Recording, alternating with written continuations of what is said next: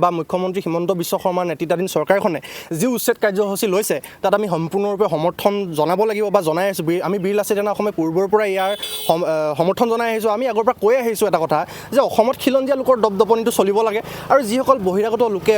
এই কাটাতাৰ পাৰ হৈ অহা কিছুমান পূৰ্ববংগীয় লোকে আহি অসমতে থাকি অসমীয়াৰে মাটি দখল কৰিব, অসমীয়া খিলঞ্জীয়া লোকৰে মাটি দখল কৰিব, তাৰপিছত আকৌ অসমীয়াৰ ওপৰতে বৰমতা দেখুৱাব, এই কথাবিলাক কিন্তু ভাল নালাগে বা বিভিন্ন ভাবিবলগীয়া এটা কথা। আজি যদি চাবলৈ যায় আপুনি বিহপুৰীয়াৰ মৰনৈ গেজিঙকে আদি কৰি চিচাপথাৰকে আদি কৰি নাৰায়ণপুৰৰ হাউকচি আপোনাৰ ডিক্ৰমগুৰিকে আদি কৰি বিভিন্ন ঠায়ে ঠায়ে এনেকুৱা ধৰণৰ বহিৰাগত লোকসকলে আহি অসমীয়াৰ মাটি দখল কৰা ইতিমধ্যে আমাৰ দৃষ্টিগোচৰ হৈছে। গতিকে আমি ইয়াৰ পৰা আমি বীৰ লাচিত সেনা অসমে আমাৰ চৰকাৰী বিভাগ নাইবা আমাৰ পুলিচ প্ৰশাসনেই হওক নাইবা আমাৰ মুখ্যমন্ত্ৰী নেতৃত্বাধীন চৰকাৰী বিভাগটোক এটা কথাই ইয়াৰ পৰা স্পষ্টভাৱে আহ্বান জনাব বিচাৰিম, দাবী উত্থাপন কৰিব বিচাৰিছোঁ যে এই যিসকল আমাৰ অসমীয়া লোকৰ মাটি দখল কৰি আছে বহিৰাগত লোকসকলে,